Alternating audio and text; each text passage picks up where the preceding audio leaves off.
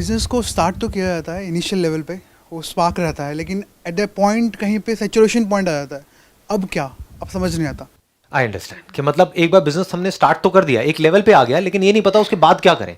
Saturation point आ गया। कितने चाहते हैं ये हो आज के सेशन का topic? That means how to take the business on the next level.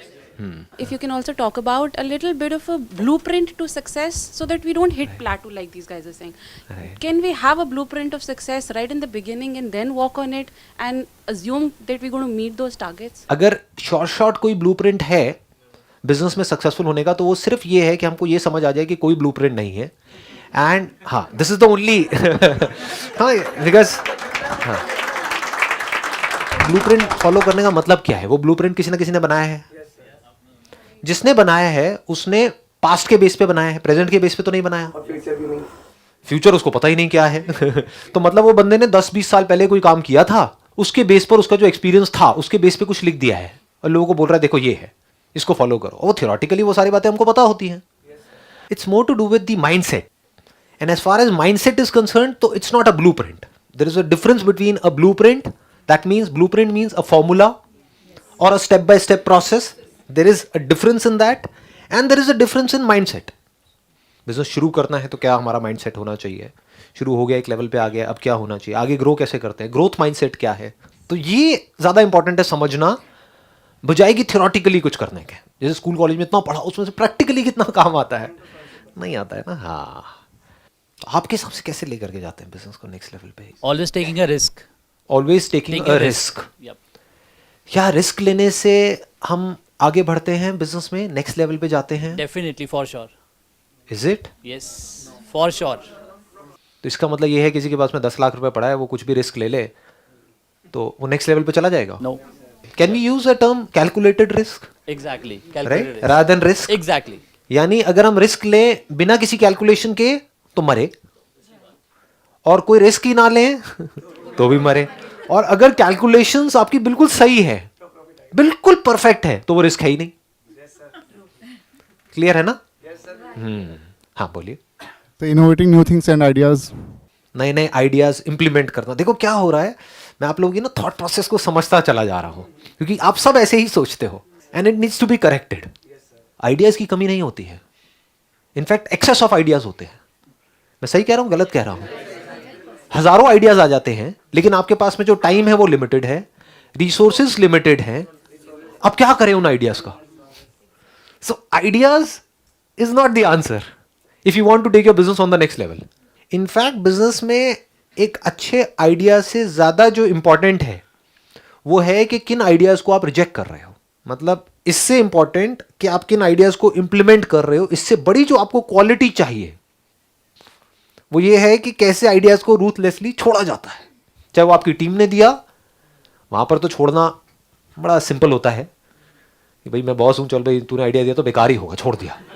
But हमने खुद एक आइडिया हमारे माइंड में आया है, तो वहां पर पूरी तरह से अनबायस्ड होना बहुत इंपॉर्टेंट है. चाहे वो आइडिया यहां से है, चाहे वहां से है, कहीं से भी है. बेकार है तो बेकार है, बढ़िया है तो बढ़िया है. मतलब उस आइडिया की हमको पहले डेप्थ में जाना है, जो बेकार है उसको छोड़ते चले जाना है. यानी कम चीजें करनी है लेकिन उसको अच्छे से करनी है. Business is not about doing too many things. गलतियां क्या होती है जब हम एक काम शुरू करते हैं? आप एक वेबसाइट बनाना शुरू करते हो या कहीं से बनवाते हो अपनी वेबसाइट. अब उस वेबसाइट बनाने में आपने कई महीने लगा दिए. होता है नहीं होता है?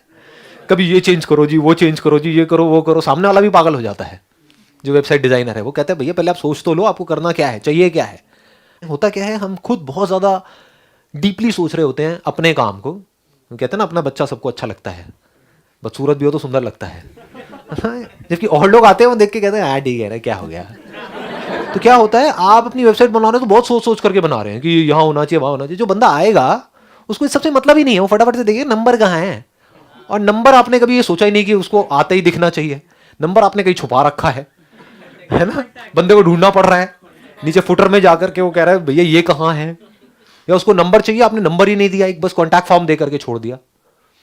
वो बंदा आ गया किसी तरीके से, आपने मार्केटिंग करी, वो वहां तक पहुंच गया, उसने कहा कौन भरेगा फॉर्म, छोड़ो बेकार है, साइट बंद. और आपने 1 साल लगाया ऐसी साइट बनाने में. समझ गए मैं क्या कह रहा हूं? Ideas is not the answer. Taking a risk is not the answer. In fact बहुत बार ऐसा होता है बिजनेस में जहां पर रिस्क लेने की जरूरत ही नहीं होती है, हम अननेसेसरी रिस्क ले रहे होते हैं. It's not required. इनफैक्ट अगर मैं ऑनेस्टली बताऊं तो मैंने बिजनेस में कभी भी कोई मेजर रिस्क नहीं लिया है. पीसफुली आराम से काम करता हूं. शुरू कहाँ से किया था? 10-12 हज़ार रुपये से.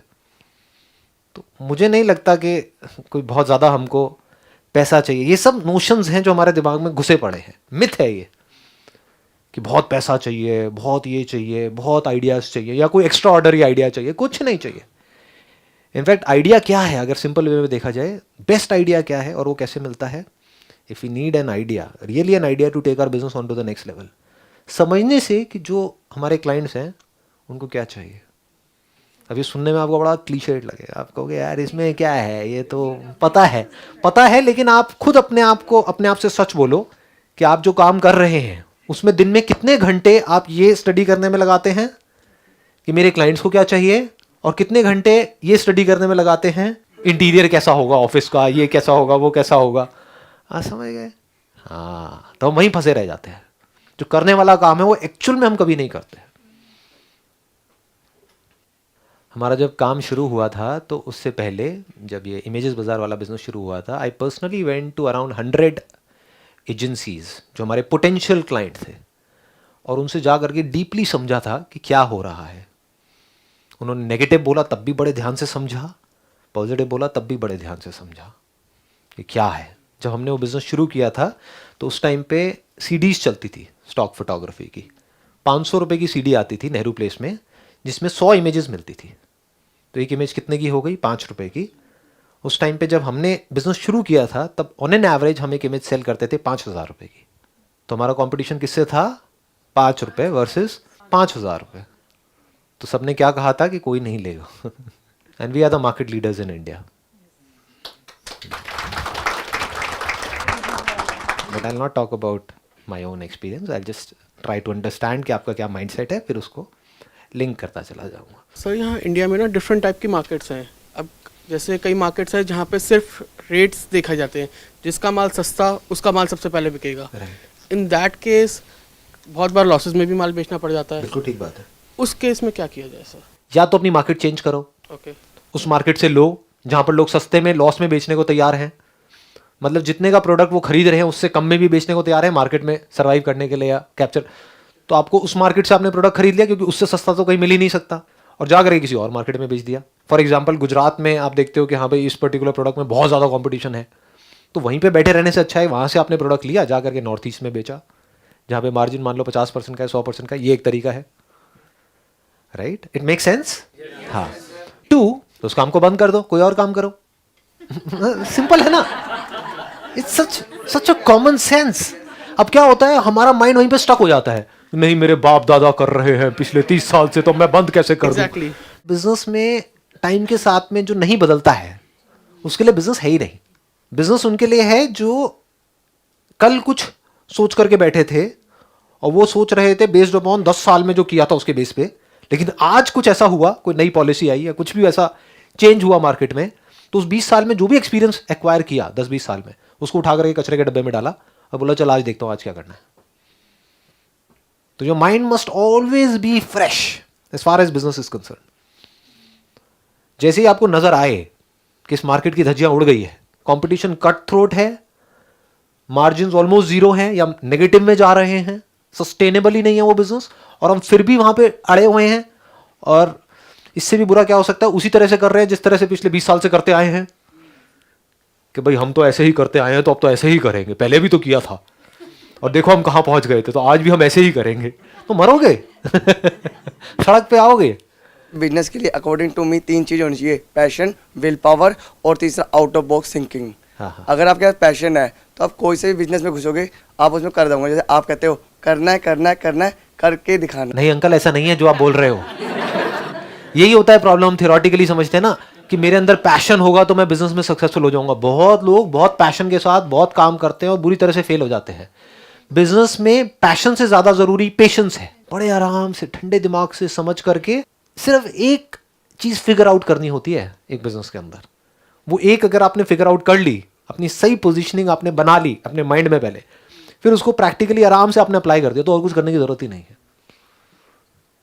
ठीक है ना, कोई बीमार है उसको एक दवाई चाहिए, अगर आपने वो दवाई क्रैक कर ली और वो दवाई असरदार है तो अब आपको और क्या चाहिए बिजनेस में कामयाब होने के लिए?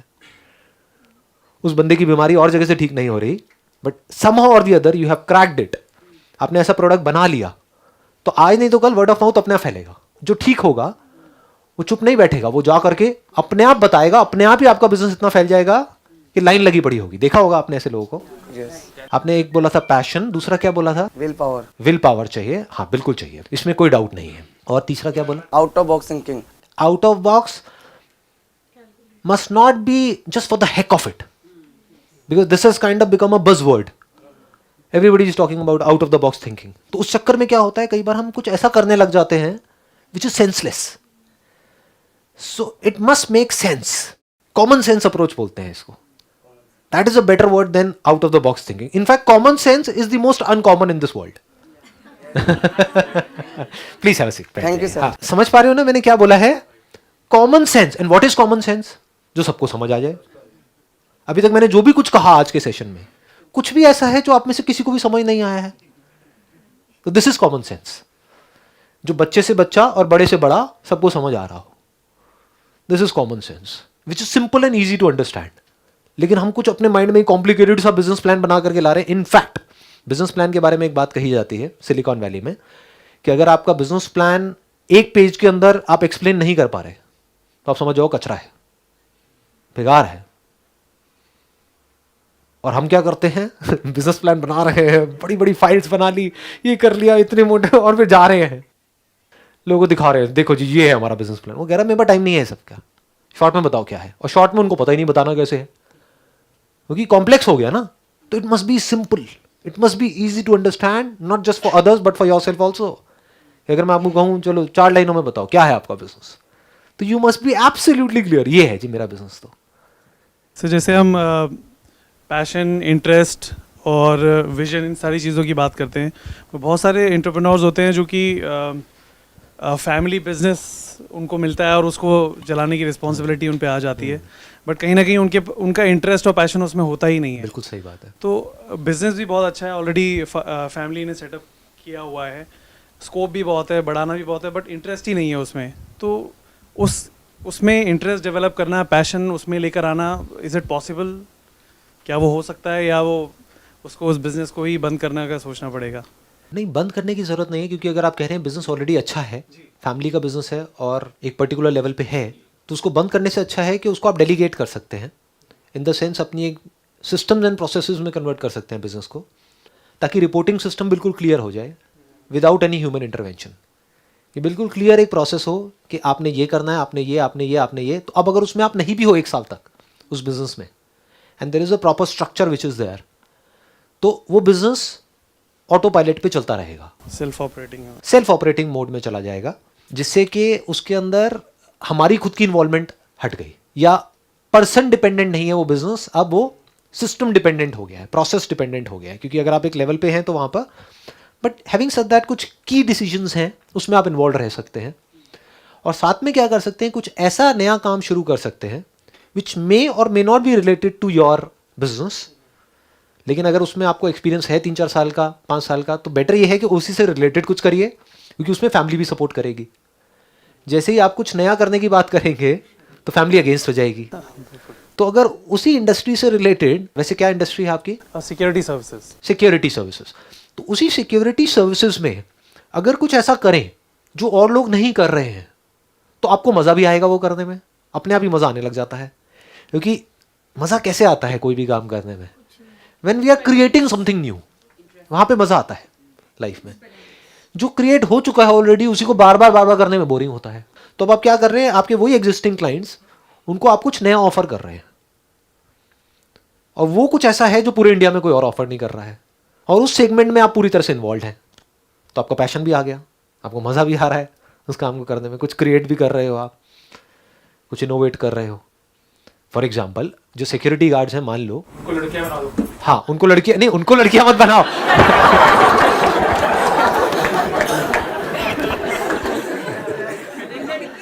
पाजी क्या बोल दिया आपने? मर्द को औरत बनाओगे आप? उनको हाँ मैं समझ गया आपने जो कहा, लेकिन मैं वैसे कह रहा हूँ जिस तरह से कहा उसका मतलब कुछ और निकल गया। एक तो ये है कि अगर मेल गार्ड ज़्यादा है तो हम फीमेल भी ऐड कर सकते हैं, बट हो सकता है फीमेल भी ऑलरेडी है। तो कुछ ऐसा जो नहीं है, वो क्या नहीं है जो मुझे जो दिख रहा है थोड़ा सा, वो क्या हो सकता है, सिक्योरिटी गार्ड्स जो प्रेजेंटेबल हो, इंग्लिश स्पीकिंग हो, वेल ट्रेंड हो, किसी भी तरह की कोई भी सिचुएशन को हैंडल करने के लिए, जिनकी 6 महीने की ट्रेनिंग हो, फ्री ट्रेनिंग, मतलब 6 महीने का फ्री कोर्स उनको मिल रहा है, तो उनका क्या गया, कुछ भी नहीं। तो अब यहाँ से क्या हो रहा है, from the job market also you are creating an opportunity for youngsters जिनको जॉब नहीं मिल रही है, बट वो जितना भी फ्यूचर में अर्न करेंगे उसका 20% आपको मिलता रहेगा। और इनका जो प्राइस पॉइंट होगा वो नॉर्मल जो और गार्ड्स हैं, मान लो उनका 15,000 है तो इनका 30,000 होगा। तो 30,000 में अगर इनको भी 24,000 रुपये मिल गया, इनका भी क्या गया, मतलब they will be manager come supervisor come security expert, not a guard. ये एक अलग ही एक आपका एक सेगमेंट हो गया जो भी और कोई नहीं कर रहा है इंडिया में। और उनके पास में पेपर स्प्रेज होंगे, उनको फायर एक्सटिंग्विशर को ऑपरेट करने की पूरी ट्रेनिंग मिली होगी, उनको ये उनको वो। अब जो ब्रोशर आपका बनेगा जहां पर इनके बारे में पूरा लिखा होगा कि 30,000 रुपये क्यों, तो वहां पे ये सब लिखा होगा कि ये एक सिक्योरिटी गार्ड है जिनका 30,000 है, ये है जिनका 15,000 है, यहाँ पे टिक टिक होता है ना कि उसमें ये आपको मिल रहा है, ये मिल रहा है, ये मिल रहा है, 4 चीजें मिल रही है, यहाँ पे 40 मिल रही है। और इनकी 6 महीने की रिग्रेस ट्रेनिंग होगी, एक एक चीज के लिए इनको ट्रेन किया जाएगा। मतलब बेसिक कुछ, अब इनको ब्लैक बेल्ट तो नहीं बनाएंगे, लेकिन बेसिक चीजें हैंडल करने के लिए कि कोई एकदम से आया तो उसको कैसे करके वो करना है। तो इन पिक्चर्स को भी क्लिक करके आप अपनी साइट में दिखा सकते हो कि इस तरह की सिचुएशंस को ये बड़े आराम से हैंडल कर सकते हैं जो और कोई सिक्योरिटी गार्ड नहीं कर सकता, और सेंसिबल तरीके से। And they have got mind training also, जिससे कि अगर कभी कोई सिचुएशन बिगड़ भी जाए तो इनको पता है कि कूलली और कामली कैसे हैंडल करना है, जो औरों को नहीं पता है। They are well educated, they can speak in English. उनका वो जो 6 महीने का होगा उसमें इंग्लिश भी उनको सिखाई जाएगी। वेल प्रेजेंटेबल, उनकी ड्रेस अलग है। तो ऐसे करके एक नया सेगमेंट, अब आप क्या कर रहे हो, now you can have a sense of purpose also in your life.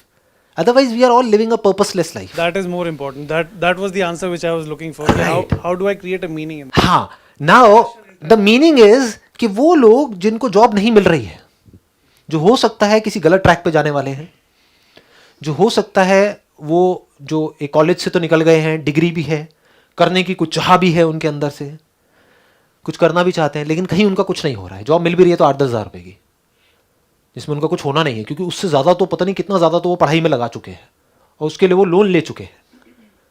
तो ऐसे लोग फंसे पड़े हैं, लाखों ऐसे लोग हैं। अब अगर उनको आप इस तरह का कुछ दे रहे हो और इसमें मैनिपुलेट नहीं कर रहे हो चीज़ों को, आपकी नीयत बिल्कुल साफ है कि यार मेरा बिजनेस ऑलरेडी चल ही रहा है फैमिली का, तो ऐसी मेरे को कोई गरज तो है नहीं कि मेरे को पैसा नोच लेना है यहाँ से वहाँ से, तो मैं फ्री में ट्रेनिंग दूंगा इनको 6 महीने वालों को। मतलब कि आप उस बंदे की सिचुएशन को समझ करके अपने दिल से एक काम कर रहे हो, सिर्फ दिमाग से नहीं कि अपना पैसा कमाने के लिए, दिल से उनके इमोशंस को, उनकी सिचुएशंस को फील करके कि एक बंदा है जिसके फादर ने हो सकता है अपनी एफडी तोड़ दी है, पता नहीं क्या किया है, कहाँ से पैसा उठाया उसकी पढ़ाई के लिए, उसने पढ़ भी लिया, किसी इंजीनियरिंग कॉलेज में चला भी गया, उसके बाद में कुछ हो ही नहीं रहा है। ऐसे बहुत हैं, लाखों हैं अनएम्प्लॉयड। तो आप क्या कर रहे हो, एक नई कैटेगरी डेवलप कर रहे हो। ये है जो कुछ एंटरप्रेन्योर्स होते हैं जिनके अंदर कुछ अलग ही चीज़ चल रही होती है। तो ऐसे अगर आप सोचने लग गए तो जब सुबह उठोगे तो अब आपको उठना नहीं पड़ेगा अलार्म लगा करके, 6 बजे अपने आप ही नींद खुल जाएगी, अपने आप वहाँ पर उस इंस्टीट्यूट में जाओगे, आप देखोगे ये सब ठीक से चल रहा है नहीं चल रहा है, आप एक एक चीज़ को ध्यान से देखोगे और फिर आप देखोगे कि जब इनको प्लेसमेंट मिली तो ये सब कुछ ठीक है वहाँ पर या नहीं है। मतलब you will be actively involve in this whole thing, because आपको पता है मैं एक नई दुनिया क्रिएट कर रहा हूँ। तो आप सिर्फ अपने बिजनेस के लिए काम नहीं कर रहे, आप इंडिया के लिए काम कर रहे हो, आप इस वर्ल्ड के लिए काम कर रहे हो, आप यूथ के लिए काम कर रहे हो। आपकी वजह से उन लोगों का भी घर चल रहा है, उनके बच्चे स्कूल में जा पा रहे हैं, उनके घर में खुशियां हैं, किसकी वजह से? आपकी वजह से।